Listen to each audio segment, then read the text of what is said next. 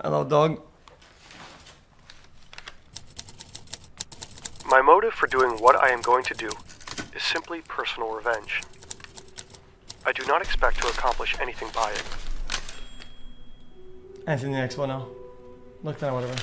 Lincoln, Montana, 1996. This cabin is the chosen home of Theodore J. Kaczynski, more commonly known as the Unabomber. Interesting. I've never heard He's of it. long been feared as America's smartest criminal, a serial bomber who's killed and wounded targets across the country with no clear connection. For 17 years, he's eluded the FBI. It's the largest, most expensive manhunt in the Bureau's history. He's the evil genius they simply can't catch. Likely history's most intellectual serial killer. He's terrorized the nation, instilling fear in Americans about opening their mail and getting on planes. And he did it all from his cabin. Here is where he built his bombs, where he wrote his manifesto, and where he evaded capture for nearly 2 decades. It's where he turned from off-the-grid recluse to world-famous murderer. This cabin contains all the evidence the FBI will need to convict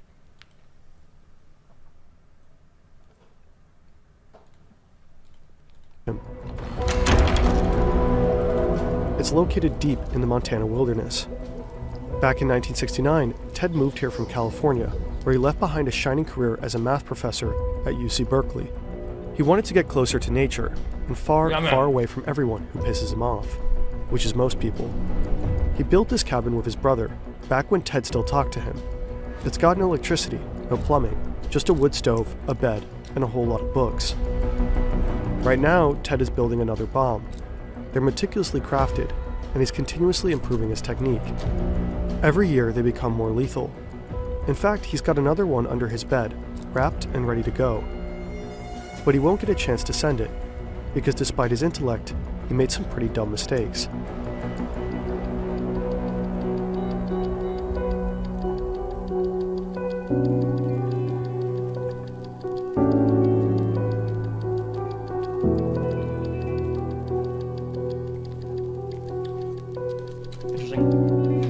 Time keeps slipping. Set your sail for the trail. Goodbye's ticking. Cold and pale, read the tale. You've got mail. You've got mail. You've got mail.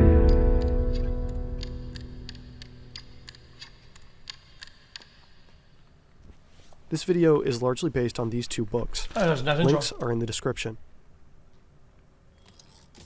We attribute the social and psychological problems of modern society to the fact that society requires people to live under conditions radically different from those under which the human race evolved.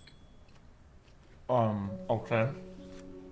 Born in 1942, Ted grows up in a pretty average family in the suburbs of Chicago. They're working-class Polish Americans. His parents are politically progressive, bookish and intellectual, and really into the outdoors. They're strict but loving. At least, that's how they remember it. It becomes obvious at a young age that Ted is exceptionally gifted, so his parents push him to succeed. He skips 2 grades and easily aces every class. He's a pretty normal kid for someone with an IQ of 168. Sure, Ted is quiet, shy around girls, and arrogant, but he has a core circle of friends and plenty of hobbies. Like his parents and brother, he loves playing music, reading, and camping. People like Ted. They'll later remember him as a sensitive, respectful kid.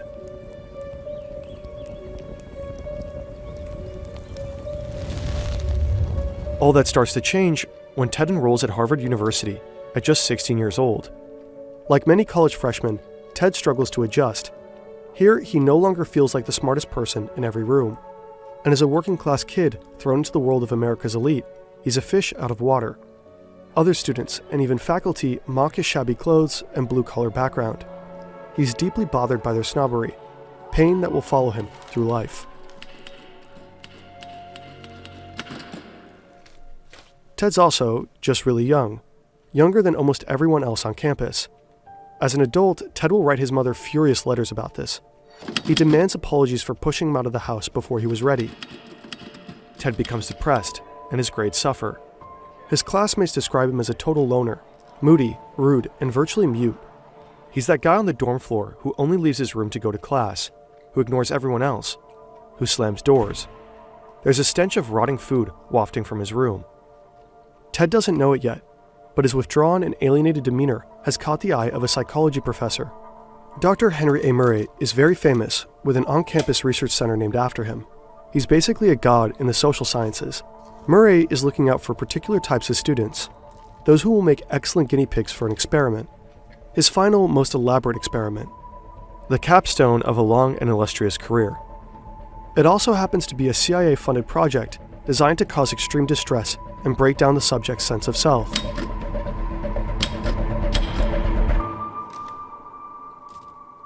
Clearly, we are in a position to do a great deal of damage, and it does appear that the FBI is not going to catch us anytime soon.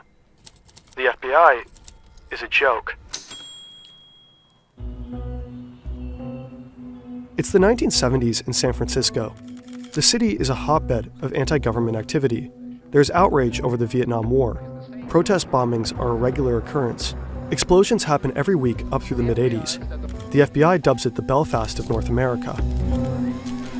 Radical far-left groups like the Weather Underground and the Symbionese Liberation Army claim credit for many of the bombings. So most of the cases are pretty straightforward in terms of understanding motive and perpetrator. But amidst all of this, the FBI's San Francisco bomb squad makes a shocking discovery. John, what is up with the left and bombs? Like why do they like bombs so much? Why are they so violent? Guys, I'm so confused. 12 mysterious, similarly built bombs can be linked to one elusive killer or group. They have next to nothing to go on. Just for whatever unknown reason, this string of explosives seems to target universities and airlines. Whoever is building these bombs is an expert crafter, and careful to not leave any DNA behind. Not a hair, not a fiber. They're No, who talking about him? I know that we don't even know about the guy yet. I'm talking about like revolution groups and fucking and protests with bombs and shit like that, bro. That's a very libertarian thing. It is not like. Yeah. No, I'm right. No, I'm not gonna guess that. You're not gonna guess that. There are no eyewitnesses to the bombings, and no letters from organizations claiming credit. The victims appear to be scattershot of random people. The unknown perpetrator is referred to by the code Unibomb, for university and airline bomber. So far, his bombs have killed one person and injured 20 others across 5 different states. Unlucky recipients of the Unibomber's early packages include a campus security guard, a handful of graduate students and professors, a secretary, an airline executive, and passengers on a flight from Chicago to DC. Some are injured quite badly. The first death is in 1985, Hugh Scruton, a guy who owned a computer store in Sacramento and was about to get married. What does he have to do with anything at all? Far away in his cabin, Ted reads about his death and chuckles to himself. He hears that the FBI offers a $25,000 reward for any information. He's flattered. The Unabomber is making waves.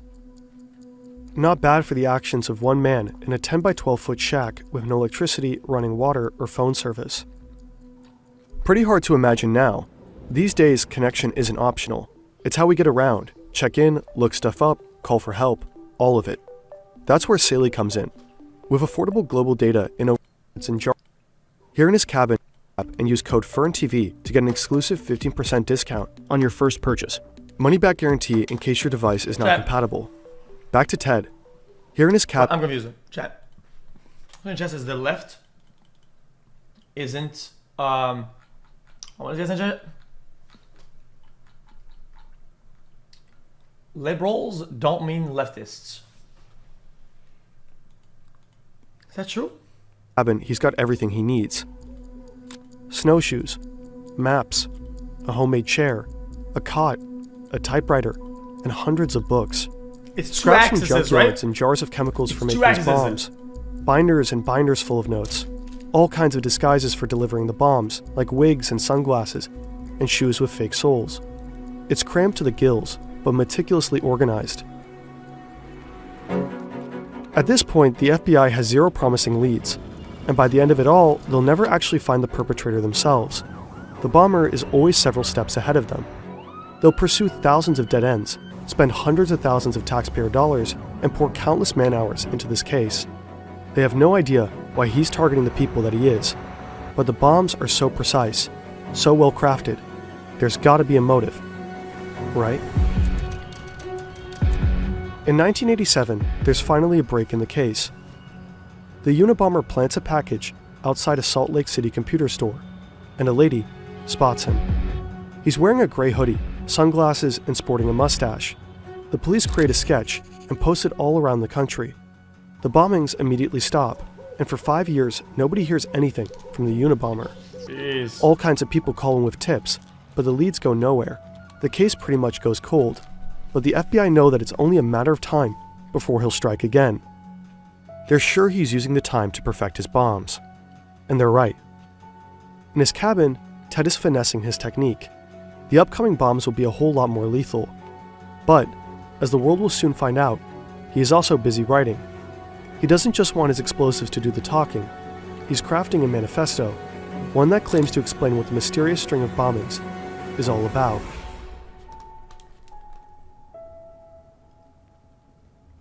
The technophiles are taking us all on an utterly reckless ride into the unknown. Okay. Back at Harvard in 1958, the United States is experiencing huge shifts in culture. The button-up 50s are drawing to a close, and the nation becomes swept up in the space race, the civil rights movement, the sexual revolution, the environmental movement, the explosion of drug culture, and all the while, the Cold War is escalating. The American military is paranoid that communists have developed mind control drugs and brainwashing techniques, and they're eager to catch up, so they're covertly experimenting with ways to manipulate behavior. US intelligence officials are especially interested in developing a perfect truth drug for interrogating enemies, and they believe LSD might be it. But they're also testing a wide range of ways that psychological manipulation could bend the will of anyone to do whatever the US military wants. They've even enlisted help from the Nazi scientists who experimented on Dachau inmates with hallucinogens and interrogation methods. The military illegally smuggles these war criminals over to get their advice on brainwashing, as part of Operation Paperclip. Over the course of at least 11 years, thousands of Americans are subjected to unethical psychological experiments that include sensory deprivation, hallucinogenic drugs dosed without consent, subliminal messaging, hypnosis, electroshock therapy, and even ice pick lobotomies. And that's just the stuff we know about. When the project becomes public knowledge in the 1970s, the CIA director orders most of the records to be destroyed. The program is codenamed MKUltra. Many of the test subjects are vulnerable populations, like prisoners and hospital inmates, but also students. Students are prime subjects for these experiments because of their frequent contact with professors who play a big part in MKUltra. Some of the professors know the role they play. Many don't. During the post-war period, the CIA becomes the largest employer of college professors, and the military is by far the biggest source of funding for psychological research. Professors acted as consultants and researchers for military-backed projects. They used their status to encourage their students to participate in experiments, often involving drugs like LSD. Afterwards, they reported back to the government. Harvard becomes heavily involved in Army-sponsored studies. One of the CIA's main men on campus is the superstar psych professor, Henry Murray. Murray is well known for his studies of personality, and since the CIA's beginnings, his theories have influenced how they recruit new agents and how they interrogate suspects. When Murray and young Ted Kaczynski cross paths, Murray is at the end of his career, and he recruits Ted for his final, most elaborate experiments. They're meant to assess the effects of stress and harsh interrogation on gifted male students. Murray wants to know, what will it take to break an educated, intelligent man? The setup is simple. Ted and 21 other students are asked to write an essay about their most deep-seated beliefs. Then they're told they'll discuss their beliefs with a fellow undergrad. The experiment aims to compare the effects of stress on college men who seem psychologically healthy and well-adjusted, with students who seem alienated, pessimistic, and lacking in identity. Ted is most likely recruited for the second group because he's showing signs of depression. Ted's personal essay stands out as the most pessimistic of them all. It suggests that he was already vulnerable before the abusive test began. He is also the youngest and the poorest in the group. The students are told this exercise is just to study different personalities. In truth, now the real experiment begins. The essays are handed to lawyers trained in manipulation, who are instructed to attack the values expressed in them. The students endure harsh interrogations in brightly lit rooms. They face calculated personal critiques designed to humiliate and erode their sense of self. All the while, electrodes monitor their stress responses. Later, they have to watch these stressful and humiliating moments on video, over and over again, for 3 years. As Murray himself describes it, the tests were designed to be abusive. He's had a lifelong fascination with pain and stress and is known to have a sadistic streak. Plenty of participants will later report the experience to be deeply unpleasant. But 3 years how though? Do they check in? Are they have to go back and do that? Are they paid? Are they like forced? I don't get it. Lasting trauma. But Ted's responses are the most extreme in every category. Murray's team identifies him as the most traumatized of all. Yes, Ted Kaczynski got MKUltra'd. You can read all about it at CIA.gov. In consequence, many claim the CIA created the Unabomber, but that's an oversimplification. It's not so easy to prove how much effect the experiments had on Ted's turn to terrorism. None of the other students in the experiment are known to have become killers. Some psychologists believe the experiments were stressful enough to create anger problems in Ted, or even aggravate latent schizophrenia. But other psychologists evaluate him as undeniably sane. Ted himself dismissed the idea that the tests were anything resembling psychological torture. He was very invested in being seen as psychologically healthy until the bitter end. He's taking great pains to not be painted as damaged or crazy. He wanted his murders to be understood in the context of his beliefs, not his personal history. If people saw his actions as a result of trauma or madness, it would invalidate his ideas.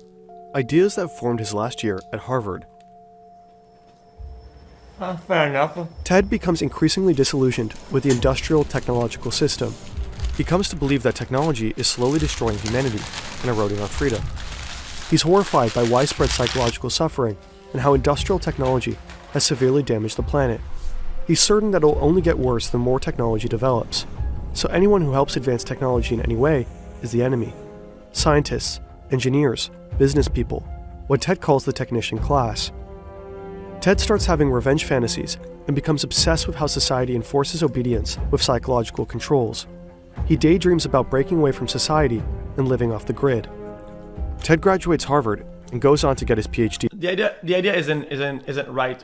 Well, you oversimplify it. You might think it's right. There is great value in advancing in tech. Yeah, there's a lot of dog shit, but there is really good. Even though you get a lot of bad, you went to one really good thing. That thing is worth getting there. Okay, that's just what it is. Saying that, oh no, people who do tech is bad enemy. Brandon, that's just zero IQ. In math at the University of Michigan. He's quickly establishing himself as a brilliant mathematician and is offered a tenure-track position at UC Berkeley as their youngest professor ever. His students don't like him very much, but he's publishing groundbreaking papers on boundary functions. But Ted resigns one day without warning. He tells his family that he's done with teaching math to future engineers who will advance the industrial technological system and continue destroying the planet. Ted buys a bit of land near Lincoln, Montana, and builds a cabin with his brother. He's ready to escape the advanced technology that surrounded him at UC Berkeley. He wants to live a simpler life, far away from everyone he's ever known. And then, he starts to build his first bomb.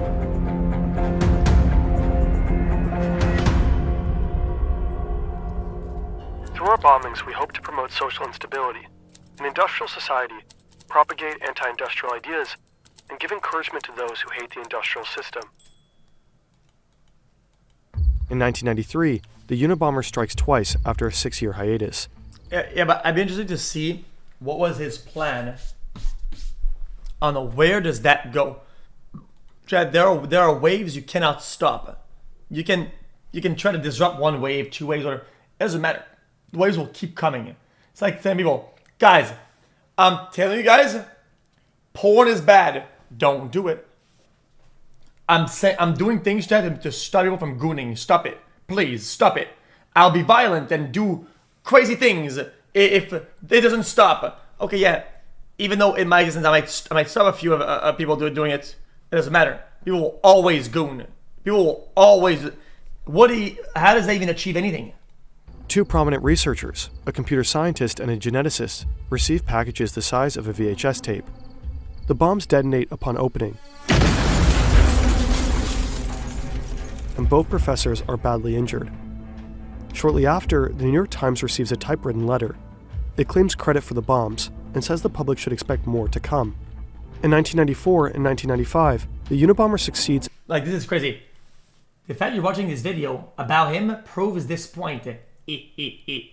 Guys, I did a murder, guys, and I'm on TV. The fact you are watching me on TV means I win. I'm the Joker. And killing Like, two holy people with his fucking nail bombs. schizo, dude. An advertising executive and a forestry lobbyist. As feared, his explosives have become notably more sophisticated. Bombings are usually accompanied with demands for money or some kind of action. What made the Unabomber so difficult to understand and to find is that his bombs never came with any requests. They seemed to be built only to cause fear, injury, and death. 17 years after starting his bombing spree, the Unabomber finally makes his demands known. He writes the New York Times again, announces that he will permanently desist from terrorist activities if they publish a 56-page manifesto. The request kicks off a fierce debate within the FBI and the newspaper, to publish or not to publish. The FBI has a clear policy to not negotiate with terrorists, but they also believe he'll honor his promise and stop killing people. After all, this is what the bombs were seemingly for, to force people to pay attention to his views. Plus, they still lack leads. If the public reads the manifesto, someone might be able to identify the Unabomber. So the manifesto is... This is another loser that yelled at the walls because people aren't listening. This is another cucklord. You know people that actually want to make a change do? They actually get to places where their message will be heard, and they use that pedestal to vocalize their thoughts, and people have to hear them. They infiltrate a certain system, they get to a certain place, and they stream it with a megaphone. Instead of going, "Ew, please do this." Ew, no. It's just so cringe. I hate when people do shit and there's some sort of Chad. You're not a Chad. People have been in your position. People that are smarter, more I would say more committed. People that went all in onto this and actually did it the right way. Like, it's just so published. dumb. The FBI decides it should just be the Washington Post, though, because it has fewer readers and the newspaper's stance will be easier to surveil. So they think. Interest in the Unabomber is huge. Newspaper sales hit a record high that day, with lines snaking around the block. Across the country, Americans are eager to finally read what the Unabomber has to say. The manifesto opens with an iconic line. The Industrial Revolution and its consequences have been a disaster for the human race. And though the manifesto is an argument that calls for dismantling industrial society, it's also, unwittingly, a self-portrait. Within its pages, the Unabomber has accidentally unmasked himself. Yeah, even though I think the human race is brain dead, I don't even agree. I think the hyper-industrialization or whatever and all the shit behaviors, yes, it's shit. Human nature pushes people to do this dumbass shit that they do. But it doesn't mean that it cannot be recurbed.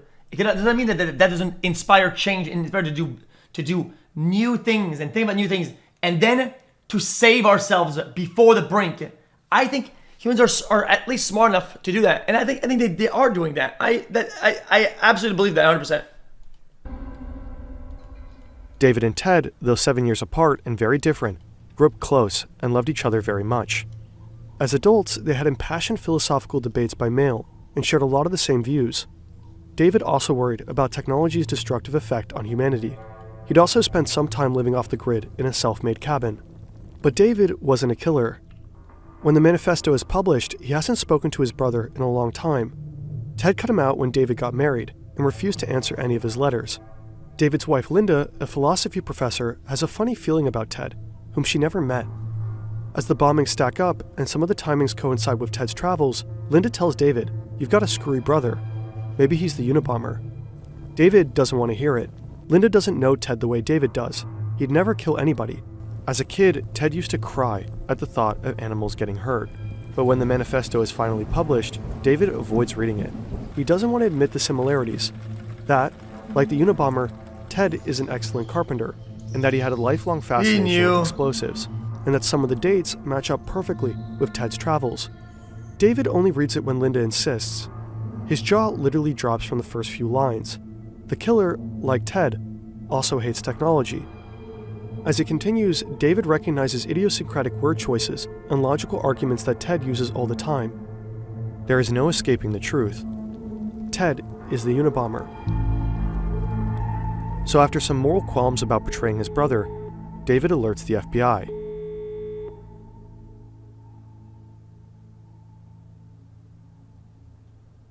They are bound to make me out to be a sickie, and to ascribe to me motives of a sordid, or sick type. Many tame conformist types seem to have a powerful need to depict the enemy of society as sordid, repulsive, or sick. Lincoln, Montana, April 1996. With the tip from David, the feds are staking out Ted's cabin. The investigation is meant to be conducted quietly, but they're interviewing local townspeople, trying to collect more evidence on Ted. Right now, all they have is the linguistic similarities in the manifesto and old letters from Ted that David gave the FBI.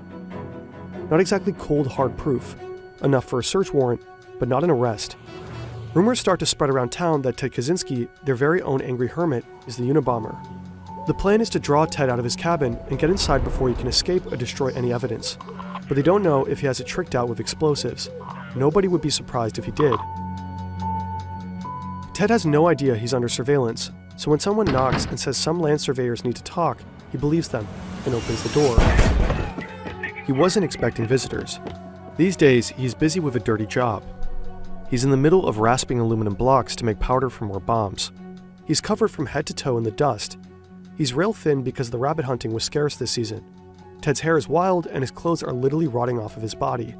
But what does he care? He's not trying to impress anyone, and he can clean up fast if he needs to blend into society. Too bad for Ted. He'll be photographed in this state, filthy, emaciated, and in severe need of a shave. The image will circulate around the globe and will not help Ted's desire to seem sane.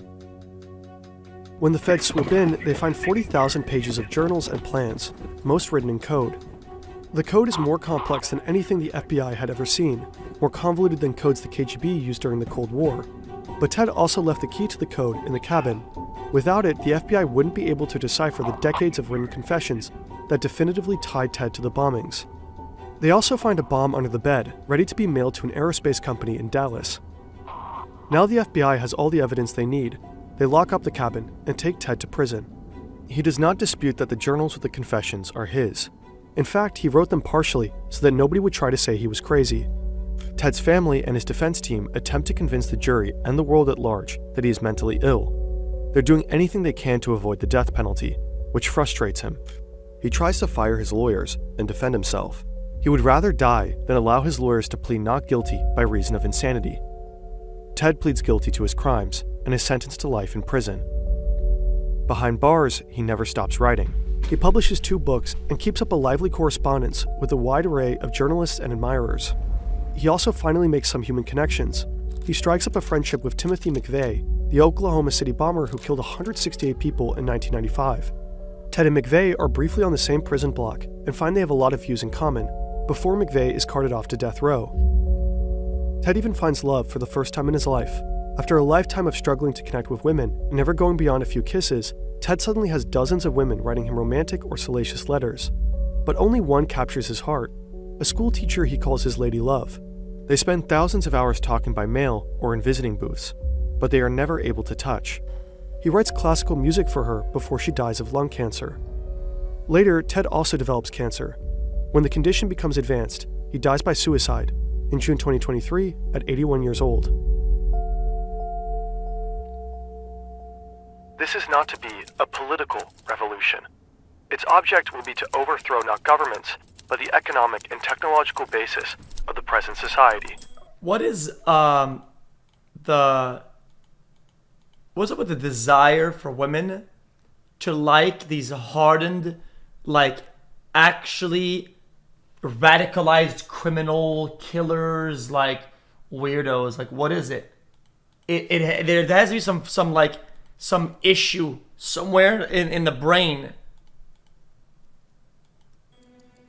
In the decades since his arrest, Ted Kaczynski continues to fascinate and sometimes inspire. The manifesto's central He said men like them too, and I will agree. Men, hey, low key, you can put a pile of dog shit on Twitter, say this is a woman and she is a psycho. They'll still want to fix her. I mean, it doesn't matter. It doesn't matter.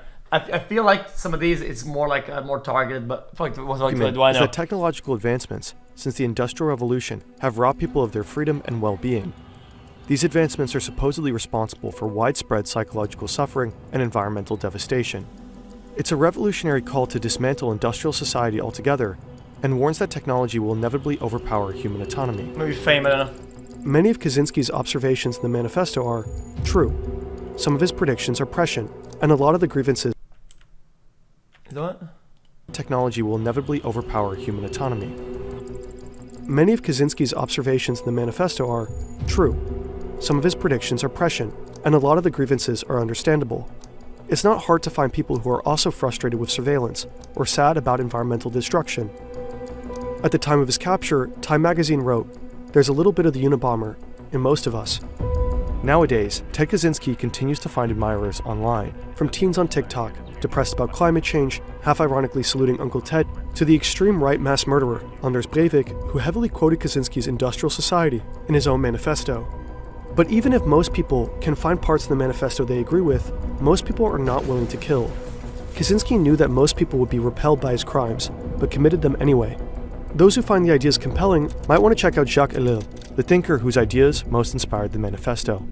The philosopher never advocated killing. They also should check out Ted Kaczynski's diaries. They lay bare the personal motivations that drove the Unabomber, beyond the manifesto that was polished for public consumption. Technological society really did seem to anger Ted, but Ted was also very, very angry, in general. In his diary, Ted Kaczynski writes that he was happy to kill innocent civilians. He took pleasure in causing people pain. He killed at least 9 dogs just because they barked too loud. He hated leftists, he hated doctors, he hated women. He fantasized about killing them just for rejecting him. He fantasized about killing his neighbors just because they annoyed him, including a toddler. He condemned technology as slavery and glorified simpler times that ran on actual slavery. Kaczynski wasn't even much of an environmentalist. He made fun of them in his diaries. He littered proudly. He poached illegally. He logged unprotected lands. You might get the sense that he only used environmentalism as a post hoc justification for his murders. A cynic who identified ecological concerns as the most acceptable excuse for killing. Yeah, that seems like almost like a cycle a little bit. Like one justifies the other, and it becomes kind of like a spiral, right? As in like, oh, I feel this way about the world, but I also hate this. Oh shit, I'm doing this because I'm trying to do the right thing, hee. But I also fucking hate these motherfuckers. So it's kind of like, I don't know. At that point, you can, how do you establish like what is the actual motive? Like what percentage is each into that, each like actions or whatever. So the guy's just kind of crooked. Also, out of all things, industrialization. Really, brother?